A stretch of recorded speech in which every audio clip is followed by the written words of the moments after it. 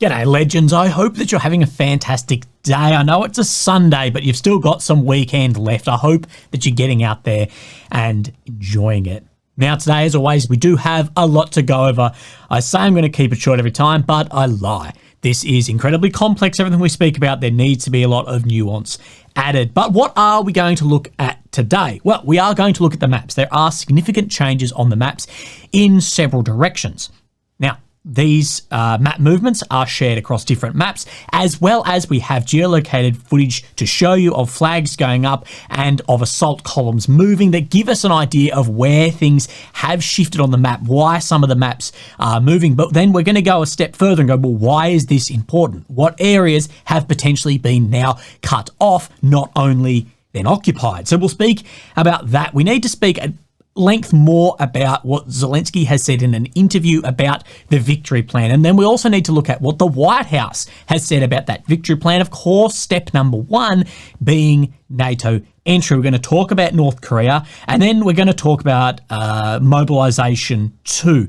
And I want to show you a little bit of footage. I'll show you the footage first to keep you interested. Now, we get through all channels, both Russian and Ukrainian, that Su-57, Russia's Gen 4 Plus or Gen 5 stealth aircraft, is being used in Ukraine. Now, we haven't really seen anything that is evidence of this happening. Like, you get Russian pages will say it is, Ukrainian pages say it is, but this is the first footage that I've actually seen come out where we see one of these with bombs on the pylons. Now, these are KH-59MK air-to-surface rockets, but again, this could just be in training, but it is interesting to see that. Of course, we saw the S-70, which is to work in tandem with these, of course, shot down by another Russian aircraft that lost control of it. So again, what we presume is that these are being used, but we're just not seeing them that much. Does that make sense? So it's interesting to see those at least potentially entering the battlefield. Will there be significant changes there? No one single weapon will make any massive change. It's a Su-57, an F-16, this howitzer, that howitzer, regardless. Now, I went over some stuff yesterday. Of course, Zaluzny had, in the UK, he's now the ambassador to the UK, he had a large speech yesterday, and I went through some of the points he said, but I was in bed last night, and I was like, I brushed over a part of that, which I shouldn't have brushed over, and I was disappointed in myself for doing so. So let's have a look at the part that I am speaking about. So the part is this. He says, the collective West are basically fearing nuclear escalation, that then this was why they didn't provide Ukraine with the necessary amounts of weapons. As a result, in 2023, which is of course the year of the counteroffensive, we failed to achieve any significant advancements in defeating Russia. So failed to achieve any significant advancement. Consequently, we entered a state of protracted war. In my opinion, finding a way out of this protracted war seems nearly impossible.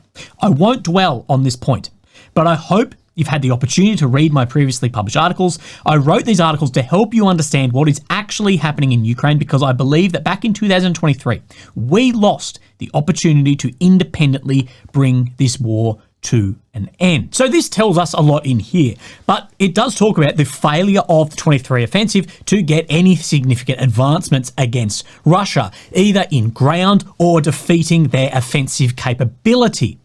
Now, one thing we need to say from this, though, is 2023 was very likely the best equipped, most highly trained, and by far, this is objectively true, by far the most motivated force that Ukraine may ever have during this current conflict. All the new Western weapons coming off the back of Kherson, Kharkiv 22, morale was high, this was our chance, we're going to Crimea, but all of this, new tanks, new this, new that, Russia hadn't developed these counters for it, and it did fail to achieve, as Zaluzny, who was the commander at the time of this, any significant advancement. So if there wasn't then, what has changed into what is going to happen now?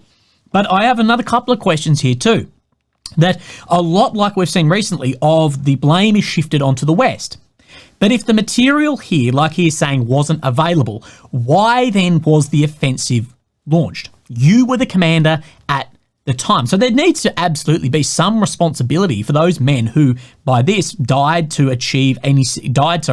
failed to achieve any significant advancements in defeating Russia. So there needs to be some responsibility internally, not just purely externally, like we have seen. That's where the victory plan is pushing.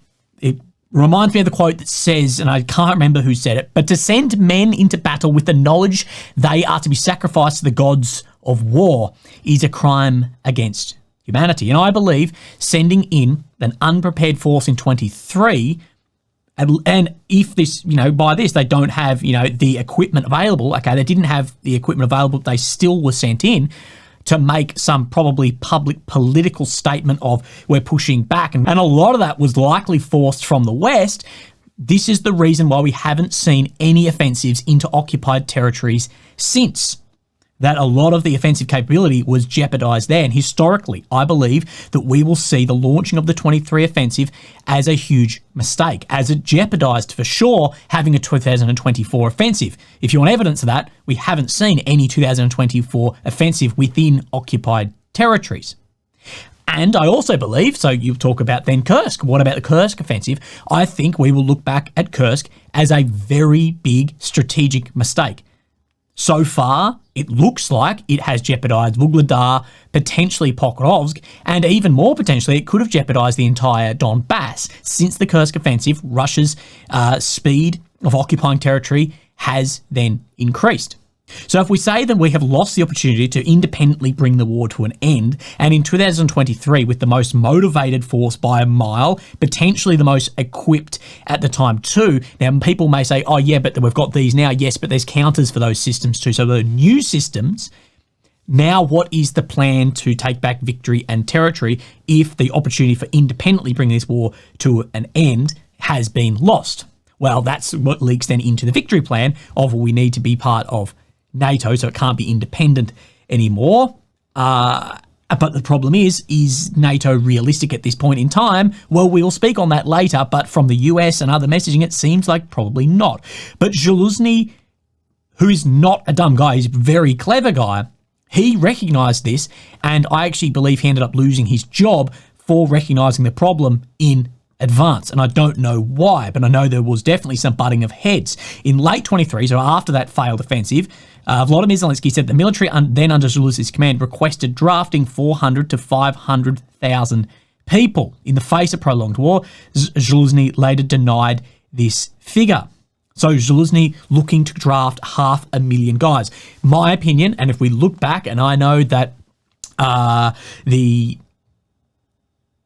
foresight is the hindsight of arseholes, but I believe that Zaluzny was 100% correct. That in 2023, after this failed offensive, what we just didn't have enough guys. We don't have enough weapons. We don't have enough men. We need 500,000. Now when we're 12 months on and Zaluzny was relieved of his command, Ukraine could definitely use those 500,000 guys. Now, I know there's problems with training and arming and equipping, but you're better off do it then, because you're 12 months down the track, then think about now, if it's not even thought about at the moment. And I believe one of the reasons we're seeing Russian success on the battlefield now is that Russia early on, after initial failures and failures through that first 12 months, accepted that this was a war that is protracted, that it is attritional.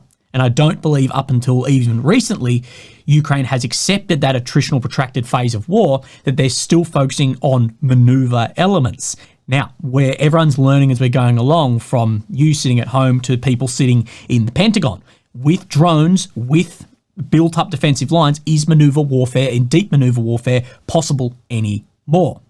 Again, that is a question for you to ask, but I believe Zaluzny was 100% correct that we need mobilisation now. We need it early, following what occurred in 23 that jeopardised, or it looks like it's jeopardised 24. And Zelensky has spoken more on mobilisation today. Now, mobilisation from the age of 18 is not foreseen today. Partners would like to see the age for mobilisation reduced. And America, through some other channels, has said, look, we mobilise guys at 18 to go and fight in Vietnam. You should be willing to do this if we're going to be funding this. We have mobilisation from 25 years old, and we do not see why these changes should be introduced. I believe that at the present time, it is dangerous. The thing is, so what is more dangerous in this?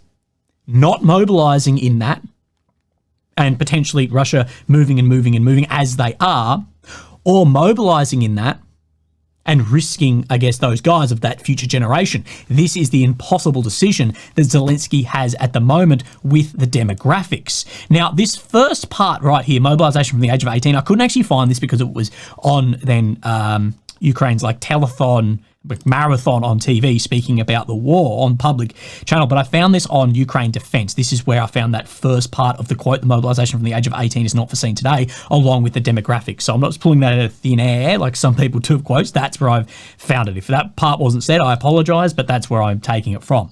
But this article has come out too as well. The number of recruits decreased by 40%. The General Staff confirmed the decline in mobilization. The average number of simultaneous training of recruits in training centres is approximately 20,000 people. A few months ago, the number reached almost 35,000. Vissel Rumak, the head of training department of the Centre's main department of doctrine of the General Staff, has said, I think it's not a secret. The number has decreased somewhat because the number of mobilisation resources that go to educational centres has decreased. And they speak here about the quality of training, in particular result of increasing the training period to 1.5 months. Myself being a soldier, I think 1.5 months is the absolute bare minimum if you've had maybe some training before. It may be the bare minimum to be on a checkpoint or potentially in a secondary theatre to gain experience in defensive actions, but offensive actions are unbelievably hard. Now, I'm a soldier myself, or I was a soldier, now I'm fat and a YouTuber, how I have fallen. Although the difficulty in defensive operations to offensive operations is massive.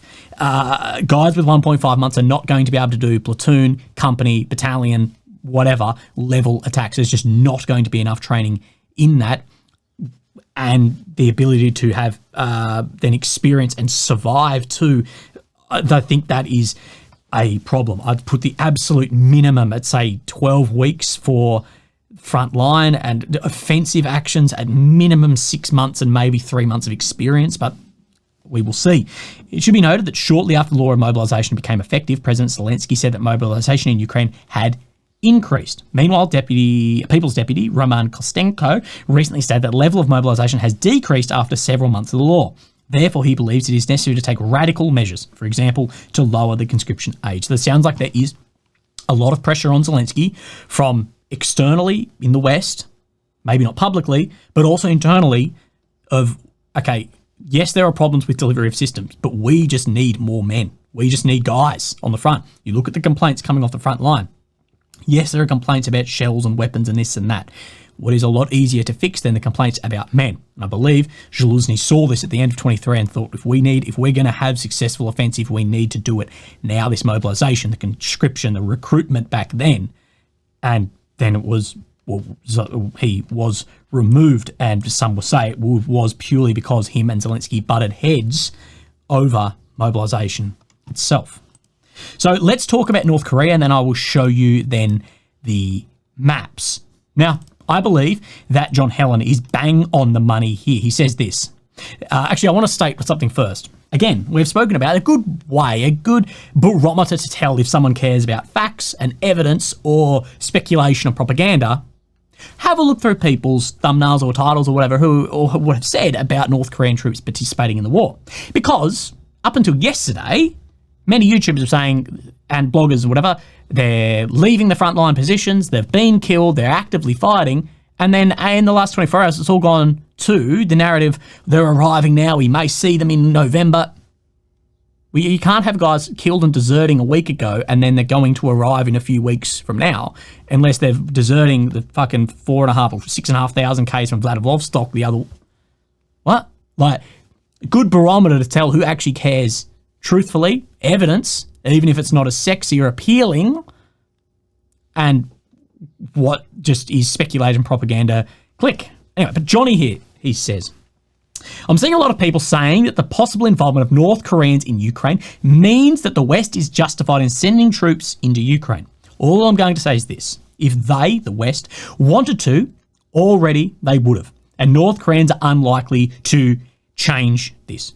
And I agree with he is correct. Would have the West been justified to send in troops? Is the West justified in ways to send in troops? Yes. Is it going to happen? If it was going to happen, it would have already. Also, the element of the North Koreans coming in, we don't know yet if this is a training exercise through to whatever. This is not going to change that calculus, I don't believe. Especially also, if they enter the fight, but they're fighting in Kursk, an occupied area, I also don't think that that will change it really at all.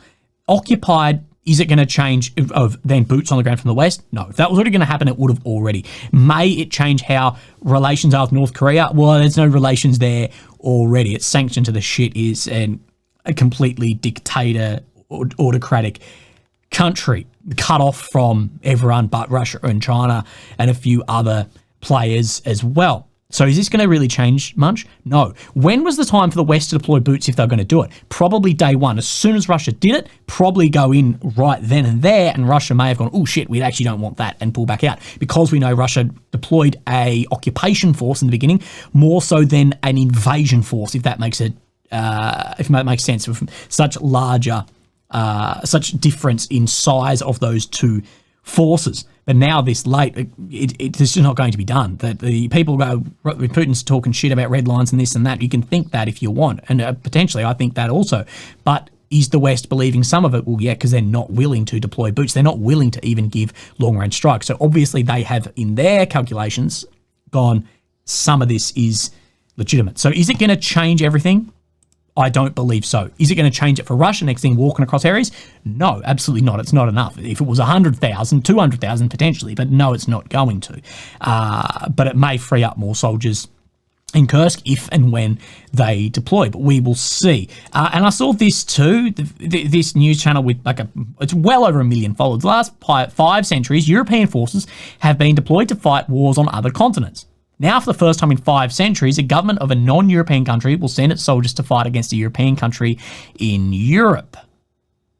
I guess the graves of Australians, Yanks, New Zealanders, Canadians in Europe, throughout Europe, don't exist. I don't know what that is then trying to say. But again, look at things logically. Now, before we talk about the NATO victory plan and another theory that sort of lines up with the poison pill theory, but sort of off to the side, and then we'll talk about what the White House has said, we need to show you the maps. So, of course, here is Ukraine in the centre and the capital of Kyiv. The red areas occupied since 2022, the purple since 2014.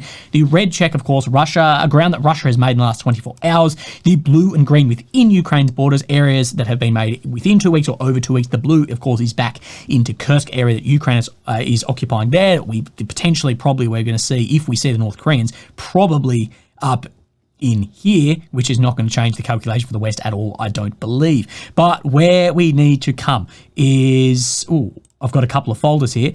Let's talk about what I believe is the most important. There's least red amount up here, but this is very important, is this Kupiansk front.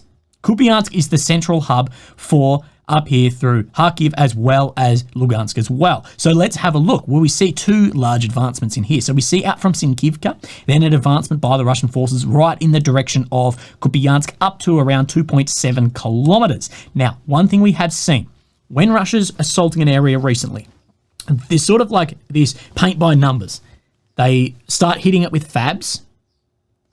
They start having motorcycle military guys move further out from the front line as a bit of recon, but also as an area to lever armoured forces. And then they hit an area with TOS-1 Alpha Thermobarics. And it seems to be in that order. You soften up initially with the FABs, you send in some recon teams, and then the TOS-1, which is just a horrible weapon, sort of clean up areas from there. Now, this is in range out here. TOS-1 is about 10 Ks, so probably in range from some of this area. They're probably not going to bring it into here due to the tree lines, so back in here somewhere, probably out of range at this point, but I believe we will probably see that brought in, but we are seeing FABs landing in here and advancement here, but as well, what is affected here is this advancement down just to the south. This is what I call the Pishani front. But what you can see is it's reached now the Oskil. What this does is this splits the logistics into a north and south element. So to bring logistics up into here, pain in the ass. To bring logistics down to here, pain in the ass. You're going around the Oskil. We have seen Russia over the past couple of months really focusing on taking down the bridges in here. So you potentially, if you're needing to give something to go in here, you're doing one of these ones, or one of these ones to get down into here. So this cutting off here, and this is a significant move that we have seen now, this map move up to here, then cutting this area off. So let's look at what other maps and footage then are confirming this. So we have this from a page also that shows just a geolocation from a video. And of course, this is down on this Pishani front. See where this road comes across from Senkove. So right down in around here, showing more than the deep state map is showing. But what we get from this footage here from a Russian drone page is what we see is then a Russian assault column moving through this area.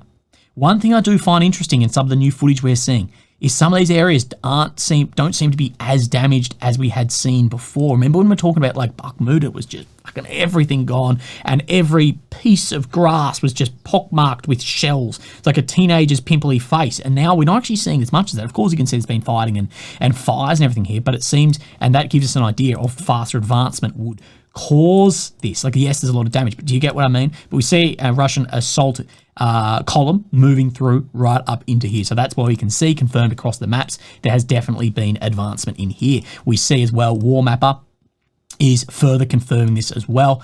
And split Ukrainian control of the east bank of the Oskar River by cutting the road linking the north and south. This road here that I was speaking about, so that north and southern group element. And then furthermore, let's have a look at where Suryak is backing up this. So he shows more control around here. This is it's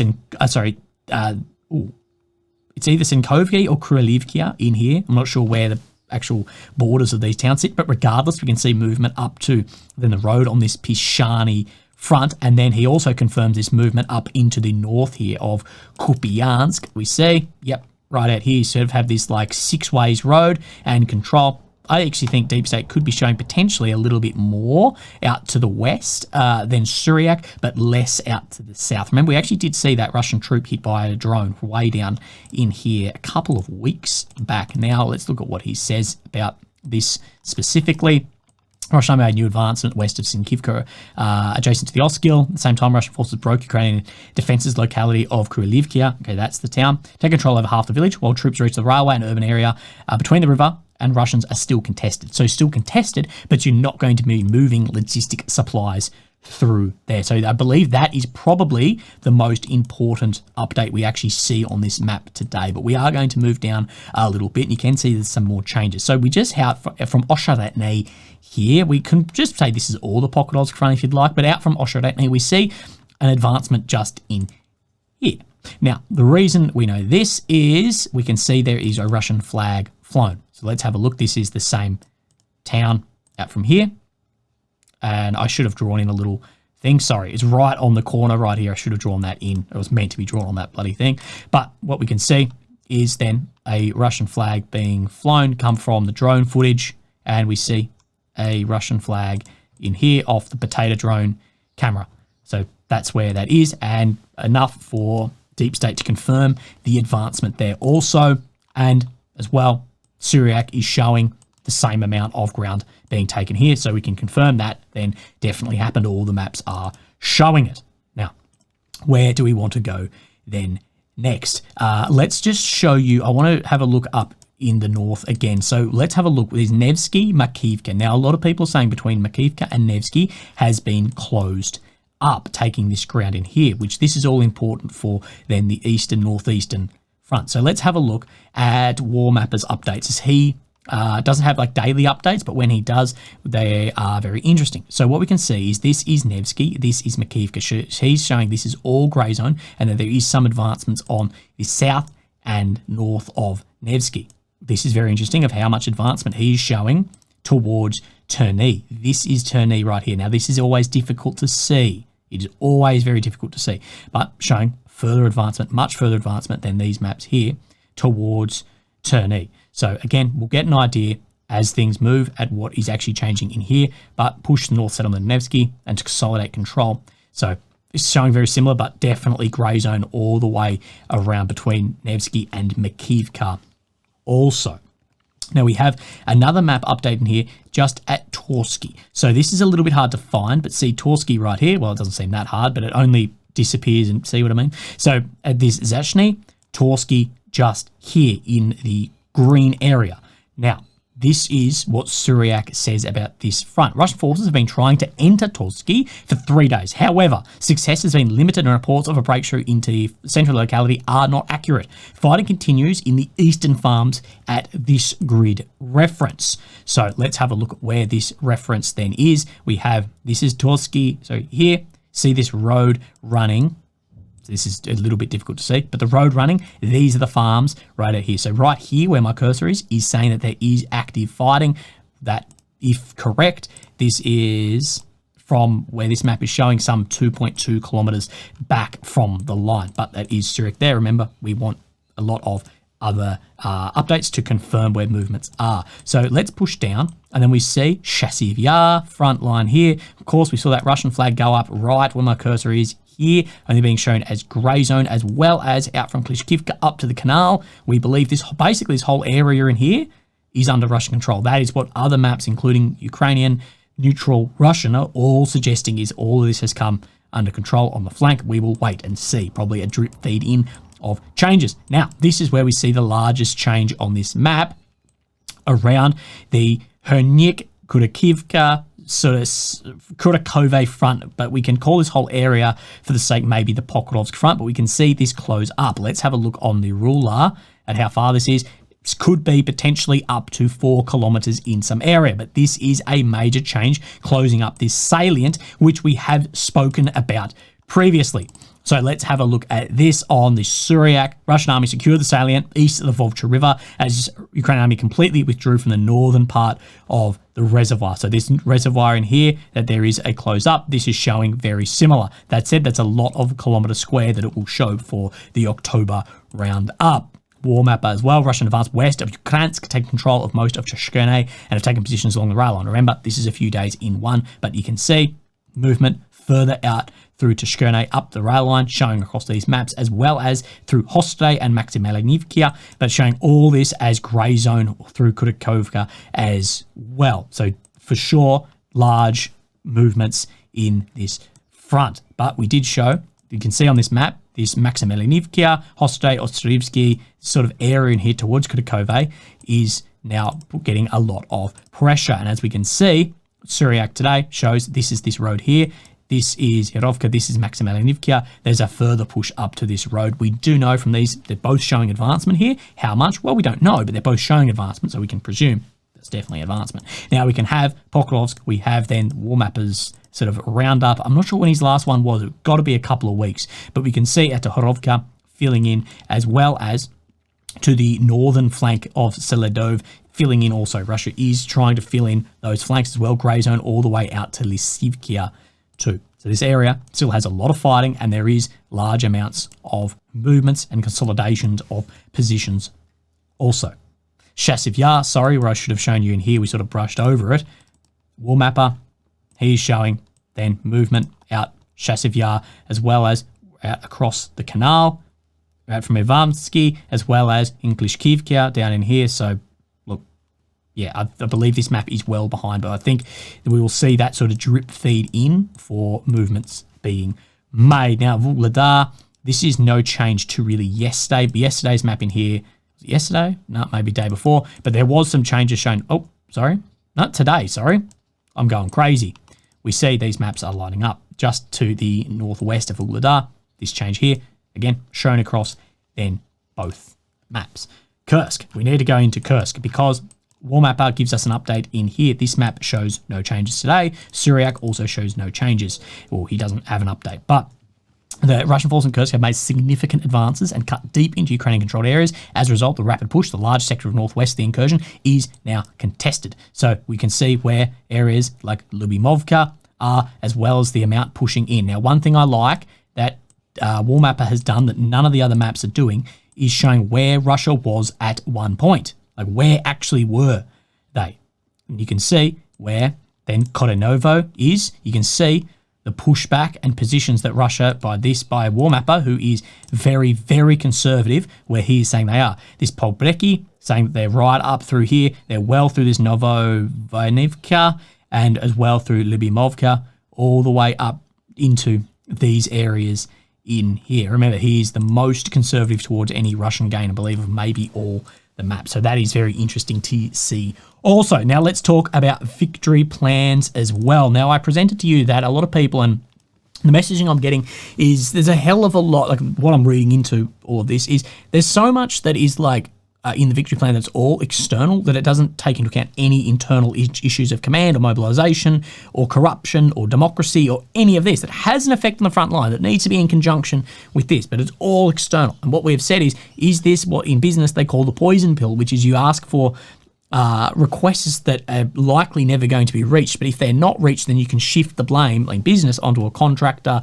or someone else rather than internally to sort of save face. And one of my guys says, I agree with the poison pill. And in fact, I wrote a comment to that effect almost immediately on your channel when the victory plan was released. But I wonder whether it might have a second purpose, not compatible with the first one. It may force some of Ukraine's Western partners to come out with an alternative plan, which might include territorial concessions, and allow Zelensky to move forward with such a plan while claiming that it wasn't his intention. But he had no choice. And this is very, oh my God, hiccups. This is very highly speculative, though. They're saying that you release this plan, and this is what we need to win. The West then release a counter plan going, look, that we're not willing to do these, so this is our plan, this concession. And then Zelensky could say, well, I was backed into a corner. I gave how we would have won if you did this. And it's nothing internal, it's all external. So sort of going in with this. Although Ukraine is big on that, there will be no territorial concessions. I guess we will wait and see. The White House has been asked about this specific question about the future plans. Zelensky laid it out in the Rada and pretty publicly compared it to the past. First point is an invitation for Ukraine to join NATO. It talks about economic incentives, allowing West to invest in natural resources. The fifth point is to replace some NATO troops in Europe with the Ukrainian troops. The senior administration official, there is active conversation about different elements of the plan that are laid out by Zelensky. There are certain elements that we're currently fulfilling in terms of providing additional military capability, well, not the long-range strikes asked for. There is discussion amongst NATO allies about an invitation. There is no consensus at this time to offer Ukraine an invitation, so no. But as you know, a summit just a couple of months ago in mid-July, all 32 allies confirmed Ukraine is on an irreversible path to membership. But, of course, relies on, I believe, a victory of the war. Even then, there's probably going to be a lot of hoops to jump through around problems within the country. Also, you reference discussion of critical minerals, and I don't know where other nations will come on this. There's an issue where you're engaging on each other with elements of the plan. Of course, America has never been shy of requests or getting some critical minerals. So some of these are obviously long-term things that Ukraine would like to see in place over the course of many, many years, perhaps even decades. Others are more short term, especially in terms of military capabilities. Bottom line is, the US and President Biden is that we want to put Ukraine in a position of strength. So a position of strength before there is any negotiations. But what Zelensky and Biden, everyone will say is it's going to be that strong that Russia go, here's Putin, here's Shoigu, here's Gerasimov, here's X, Y, and Z, here's all the territory, and join NATO. That's how strong that position needs to be. I don't know in what possibility what position that can be, like what could happen to change that position to that amount, not just, hey, we're willing to settle it right now here, because Russia's not even willing there. I just don't know what would happen there.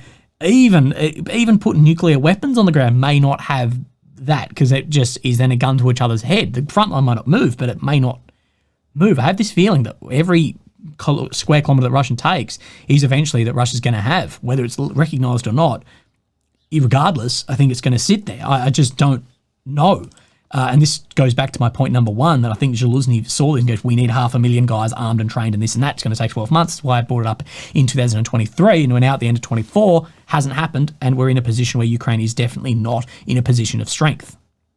Zelensky, this is through Financial Times, said a formal invitation to join NATO is the only way Ukraine can survive Russia's invasion. The first 5 steps of your victory plan was essentially bringing Russian President Vladimir Putin to the negotiating table. So Putin come to it, hand himself over, as we know by the 10-point peace plan, as well as hand back all the territories that he's occupying. We cannot be very strong without having an invitation. Strengthens our diplomatic ways to end the war. This war will finish when Putin is isolated and pushed by other countries to diplomacy. So again, we cannot be strong without the invitation. See where this is sort of shifting the blame across here, like my friend said, or like the idea of the poison pill. NATO members have agreed Ukraine is an irreversible path to membership. They've opposed to be formally inviting Kiev to join the fear of escalating. And if the US and Germany are in fear, I don't care what the other countries then say. Of course, you're going to also include Hungary, Slovakia, and probably Czech in this also. The invitation to NATO will raise up the morale of our people and our soldiers. Invitation means one more step to NATO, which means their children will not die. Never. Because we will be a member of NATO. If we will not get NATO invitation, morale will decrease. Again, putting the onus back on the partners, poison pill, or the other theory that I showed you. Now, I'm not saying this is what Zelensky needs to be doing, but saying that if this doesn't happen, the morale will drop and how are we meant to go from here, rather than what I've said it needed to be in the victory plan, needed to be, we are willing to mobilise, we are willing to fix corruption, we are willing to return to democracy because it's been put on hold, what was somewhat democratic has been put on hold through martial law, and we are willing to do X, Y, and Z, but you need to give us these weapons and this and that. There was just all external, nothing internal. Needs to be a two-way street because the US would be looking, I believe, and they're going, we can give you all the weapons you want, but there's no men to be on the back of them. But Ukraine's going, yeah, there's no men to be on the back of them because you're not giving us all the weapons we want. So this is where we're just in this like... Zelensky has compared the debate to previous discussions over providing Patriot missile system for F-16s to Ukraine, where Western capitals initially refused, only to slowly come around and agree. And I can see why he is thinking this, but it does seem that we did find the hard stopper. We found the hard stopper with long-range strikes. Tanks, planes, yeah, we saw that go, eventually come through, but I think the hard stoppers got hit when it was direct involvement. Those systems like your long-range Storm Shadow, ATACMS, some of those have systems on board which need to be operated by Western officers. And the direct involvement here is that seems to be where the stopper is. Tanks, the F-16s, do not require, quote, direct involvement. So it seems like the stopper is there. It's not on X system like the tanks or X system like the F-16. It was direct involvement, and that's exactly what NATO is. The reaction to the victory plan is exactly the same as the Patriot F-16s, but we have to do it. This is the only way we can survive. The war will not finish until Putin feels like it has to finish, and he only understands power. This depends not on Russia, but the will of our partners. Most are on our side, but we must pressurise others.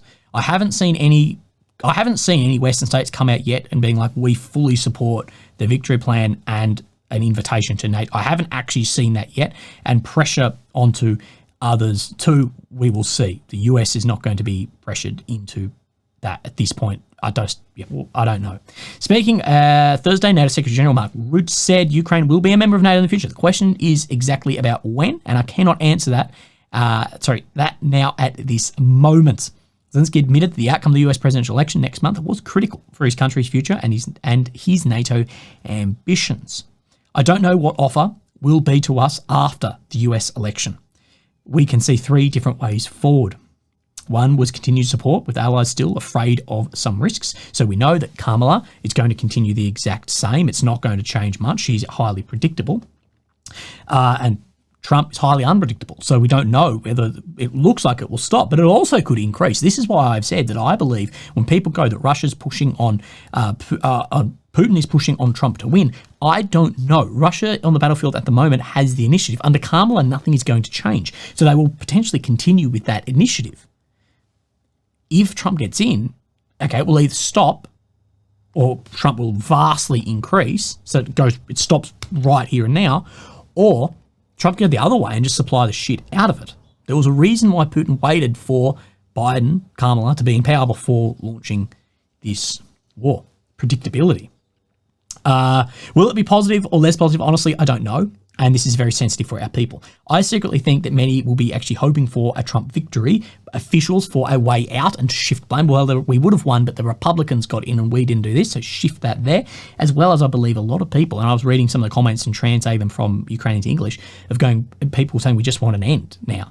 So I think there may be a lot more people maybe behind closed doors who are like, we just sort of want this to end at this point and get on with our lives, or an ability to shift across. Because if Kamala gets in and we're going to trickle feed in, the war's going to continue likely in the same direction it is going and could actually be worse. We may look back in the history if Trump gets in and goes, thank God he stopped the war, because it may have then taken Odessa. I don't know. The Ukrainian president said Western officials floating an arrangement where Kiev trades Russian-occupied territory for NATO membership has not consulted him. So they are ones doing it, but they're not consulting him. People never said this to us. People are afraid to tell me, urging these officials to put on the table, openly, to us, not through some third party. Speak with us. Zelensky said he was open to peace proposals from other countries as long as they were real and did not seek to undermine support for his own. Brazil, you have a plan? Great. The proposition from China, we're not against. But guys, please don't divide us. We know China and Brazil had their own 6-point peace plan. We need 10-point peace plans, 6-point peace plans, 5-point victory plans. But what I will say here is if you have, and this goes from YouTubers to Twitter users to the highest officials in the world, if you have any other suggestion that is away from the 10-point peace plan or the 5-point victory plan, you will be labelled as pro-Kremlin, pro-Putin, helping Putin going from there. What Zelensky says in this last one here, at least publicly, is not the way. That we want to, we will hear about your peace proposals. We're open to this. Messaging previously and all the stuff online about this. No, if you have anything away from that, if you suggest, hey, look, that might not be possible, or is that realistic? It was written in 2022 and Russia was completely on the back foot and none of the messaging lines up here. Well, you put as you may as well be singing Katusha on Red Square. And this is something that I've pulled out from what Zelensky's speech was in September. If someone in the world seeks alternatives to any of these points or tries to ignore any of them, it likely means themselves want to do a part of what Russia President Vladimir Putin is doing, slamming China and Brazil for suggesting a brokered peace. Bit of a change between yesterday's and September's. When the Chinese-Brazilian duo tries to grow into a choir of voices with someone in Europe, with someone in Africa, saying something alternative to a full and just peace, the question arises, what is the true interest? You will not boost your power at Ukraine's expense. Now, I absolutely think that, what is the true interest of China? I believe Putin potentially, or Russia, is being used as a pawn on China's chessboard for strategic long-term, and I'm talking decades or centuries, use by China. But that doesn't matter. I think China has a very forward-looking view of the world, much further looking than maybe Russia's maybe decade and maybe the West's 4-year election cycle. I think that's why China is such a threat. China's been around for thousands of years. Regardless of what, I don't want to live in China. Hell no, I don't want to live in an autocratic state. But there is something to be said about a state that has existed for thousands of years. You can't just push that aside. You can think much longer term because you're not in these election cycles. Zelensky previously rejected the Chinese-Brazilian plan as destructive, given that it would require Ukraine to cede territory to Russia, which the Ukrainian president said would be tantamount to defeat. So you can see that you can't really suggest anything other than what has been put forward, at least publicly. But behind closed doors, I guarantee there are different chats going around about, all right, this is how the way out. We're doing these calculations. We're never going to see it, but I would like to see that. And I bet as well that Russia has plans that, okay, if Ukraine takes this, this is what we'll suggest. Okay, if we can take that, that is what we will suggest. What else are these officials sitting around and doing other than focus directly on the war? That was long. Legends, look after yourselves. Have a great day, and I'll speak to you tomorrow. Thank you. Bye-bye.